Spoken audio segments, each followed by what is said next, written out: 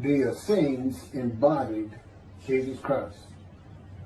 The story of Jesus most likely began around 100 years before the story begins, with his birth at the beginning of the Common Era. The first written version of the story is the Gospel of Mark that dates from 70 Common Era, about 40 years after the story says Jesus died. This is also the time of the Jewish revolt against Rome and the defeat and expulsion of the Jewish people from the Promised Land. The knowledge of the Hebrew Bible in a time of illiteracy indicates that the Gospel of Mark was written by Rabbis, or very learned men in Judaism.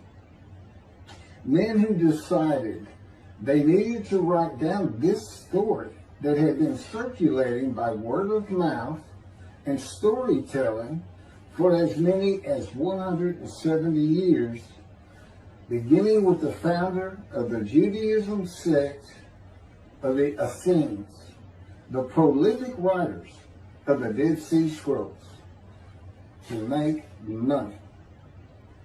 Their temple, homes, and country were gone, and it was desperate times for the Jewish people.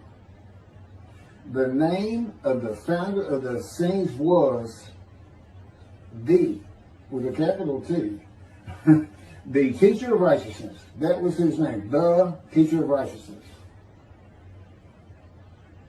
Meaning he was believed to be the man described in Isaiah 53 who makes the many righteous. The man Jesus claimed to be. According to the oral story that most likely began 100 years before the Common Era, BCE, with this man called the teacher of righteousness, who established a sect of Judaism known as the Essenes, this teacher of righteousness who fought with a wicked priest. All this information is in the Dead Sea Scrolls. Fought with a wicked priest. Did not like the way the temple was being run.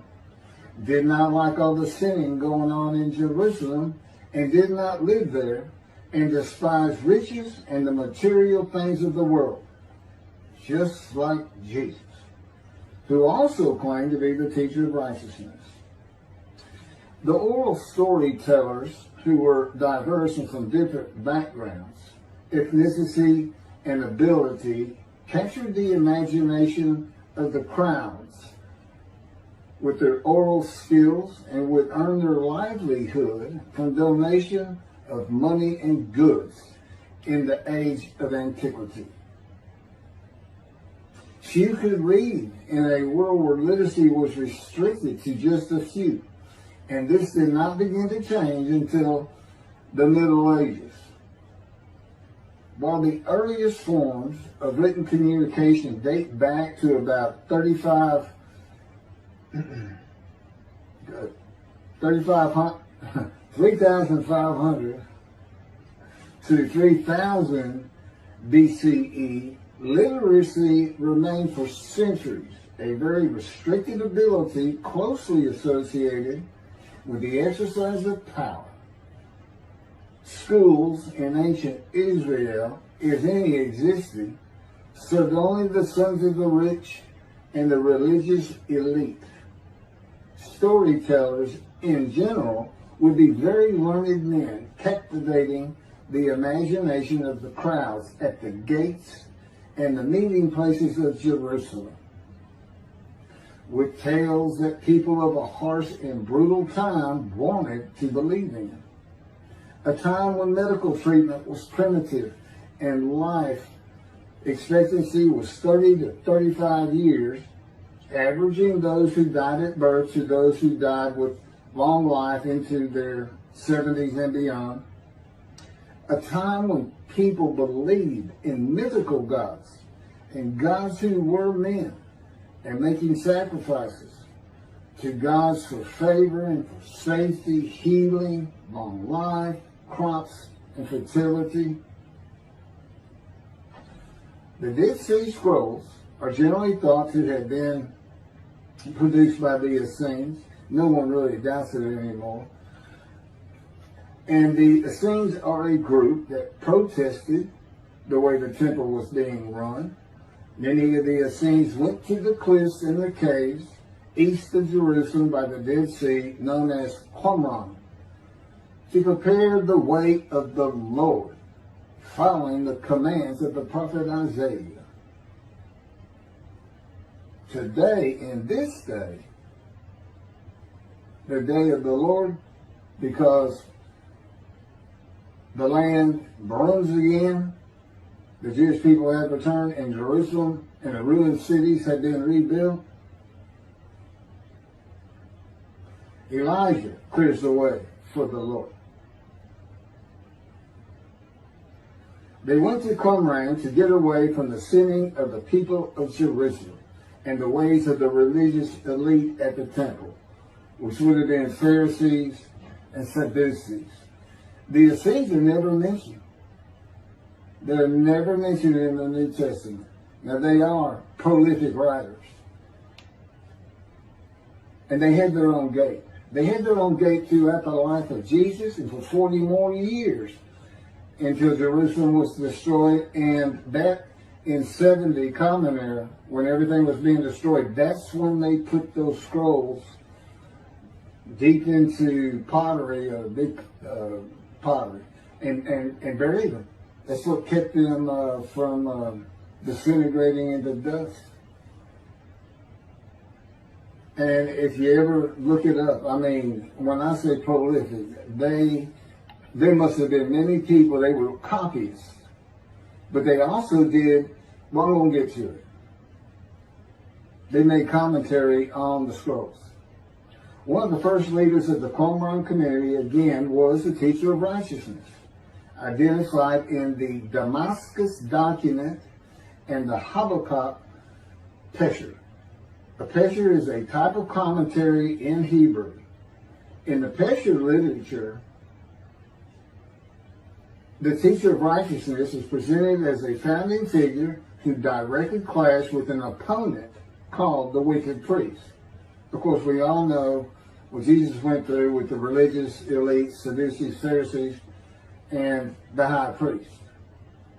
This was the wicked priest in his day, 100 years before the birth of Jesus. The man described in Isaiah 53 is often referred to the teacher because of verse 11, where God says, verse 11 of chapter 53 of Isaiah, where God says, "My righteous servant makes the many righteous." The teacher of righteousness and his followers left a library of information on his teachings, himself, and Scripture, and would seem to be the first of many men to claim or to be claimed by others that the man described in Isaiah 53. Jesus is not even the last. No, he's not. But, I mean, he's not even the last. The Hebrew noun pesher is found in the Hebrew of the Qumran scrolls in the sense of meaning, explanation, interpretation. It is similar to a midrash in the Talmud. Various biblical texts were deemed prophetic and were subjected to pesher interpretation even when appearing in non-prophetic literary context. The copy of the pesher of Isaiah dates to the beginning of the 1st century Common Era. The pesher of Habakkuk attributes this technique to the founder of the community, the teacher of righteousness. In other words, this pesher was written during Jesus' life. And they had their own gate, the gate of the Essenes. The Qumran sect, like the broader Jewish movement from which it sprang, took a critical view of the established orthodoxy of its time, believing Israel to be under divine judgment, regarding itself as the true remnant of Israel and awaiting its imminent vindication. At the, quote, end of days.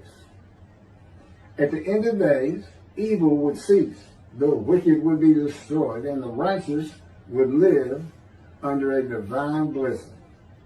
This is not unlike the teachings in Judaism today of a redemption, restoration, and exaltation of the Jewish people by the world of Gentiles, the nations, with peace throughout the world. When the anointed one comes, the anointed one means Moshiach. The New Testament will say Messiah, but it just means anointed to do a task for God. And that would be from chapter 11, verses 1 and 2 of Isaiah. And the man is described in Isaiah 53 according to the sages and rabbis of the time. He was known as the leper seller. And that's because it's a man suffering familiar with disease, sickness that will bring you to grief and be exposed to death. Today we would say cancer. And he makes the many righteous by his knowledge. That's in Isaiah 53. By his knowledge. Not by his death. Not by his crucifixion. Nobody dies. Exposure to death is not death. Jesus died. He was never exposed to death. He didn't get near it, that it did not happen.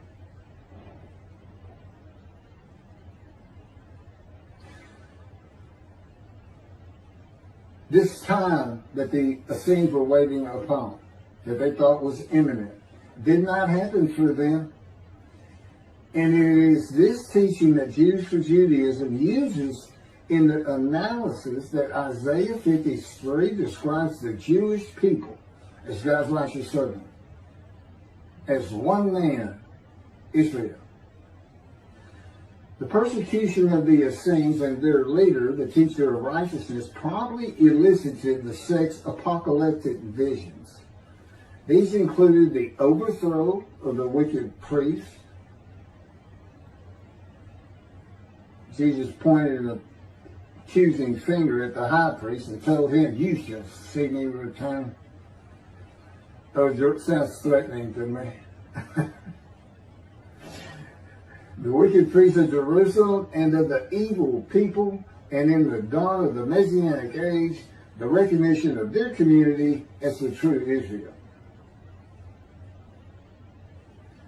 Josephus Flavius describes this sect, the Essenes.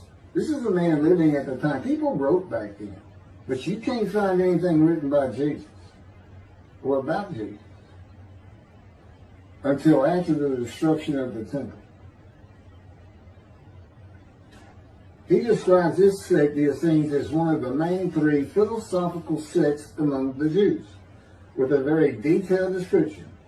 Excerpts from his book, Wars 2, chapter 8, include, this is in quotes, the third sect, which pretends to a severe discipline. These men are despisers of riches, and so very communicative as raises our admiration. And as for their piety towards God, it is very extraordinary. You would think that Jesus would have been in this thing. He fit right in. But again, we never hear a single word about these prolific writers. The other two philosophical sects were the Pharisees and the Sadducees. In the New Testament, the Essenes are never mentioned, as I said. All the stories of Jesus and his clashes with the religious elite of Jerusalem in the New Testament are with the Pharisees and the Sadducees. According to this same Josephus, the name of the gate in the southern wall of Jerusalem at Mount Zion was called the Essenes Gate. Everything about the Essenes says Jesus would have been one.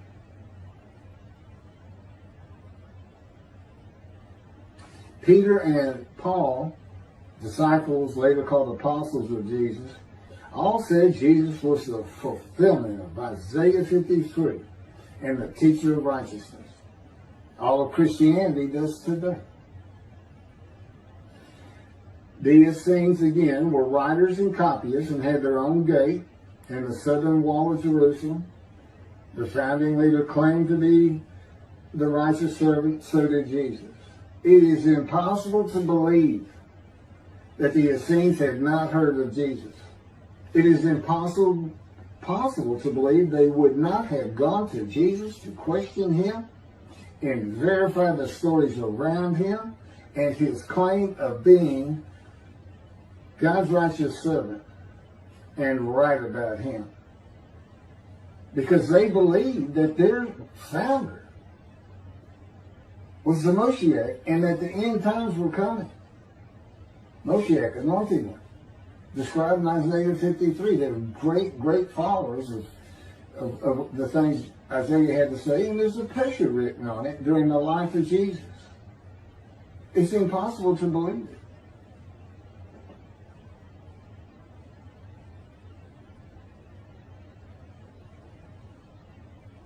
We're talking about a man that healed the sick, removed blindness, had the cripples walk, fed 5,000 people with 5 loaves of bread and 2 fish, walked on water, turned water to wine, raised the dead, was crucified, and 3 days later came back to life.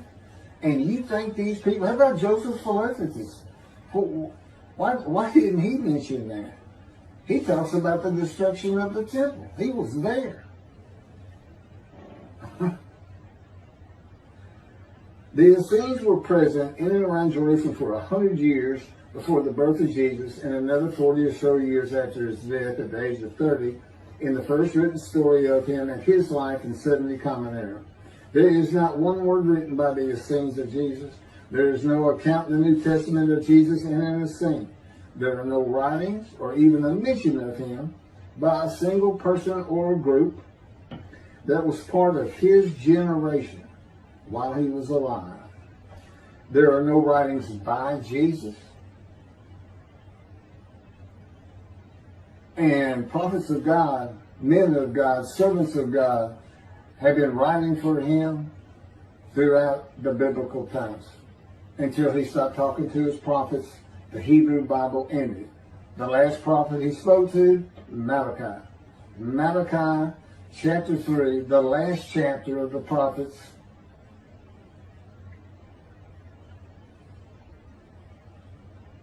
writes for God the prophetic announcement that he will return. He's going to come back. I've already talked about the 5 prophecies of Jesus of when he will return, and every single one of them was false. He didn't return to his generation, sons of those who pierced him with the spear on the cross. He says in the Revelation on the first page, verse 7, those who pierced me with the spear shall see me return. I'm coming back quickly.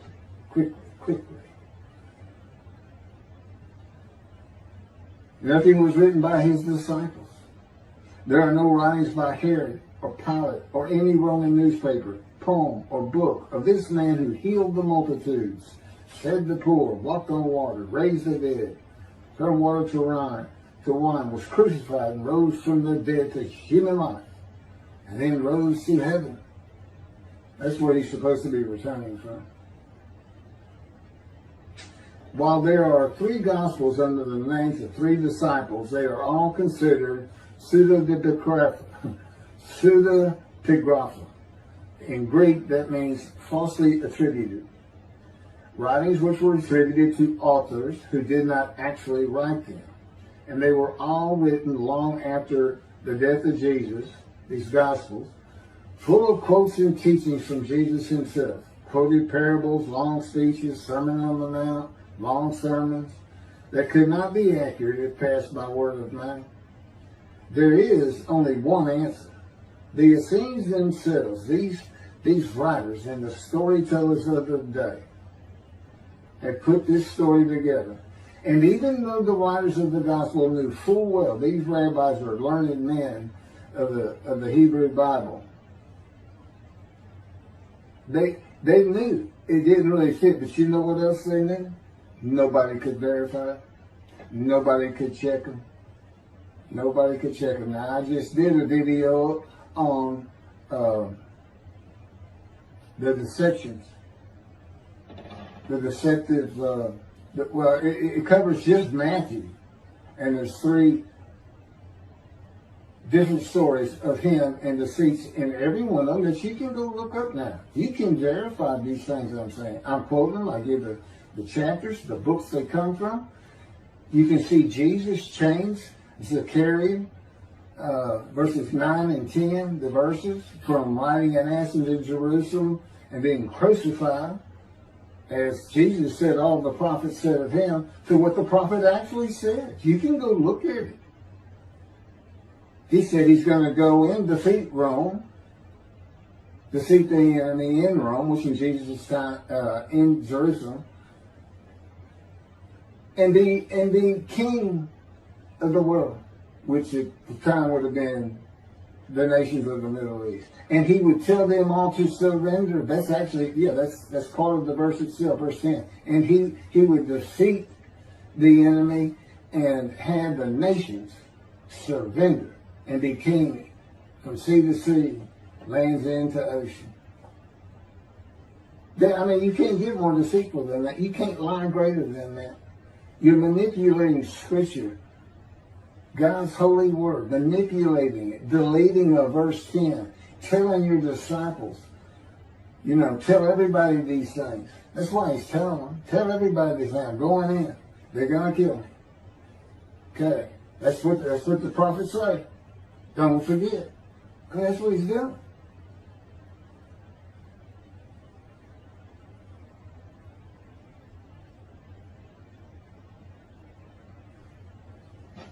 Jesus is a myth. So look at that. So look at what a myth is. Believe me, it covers the New Testament. It covers Jesus.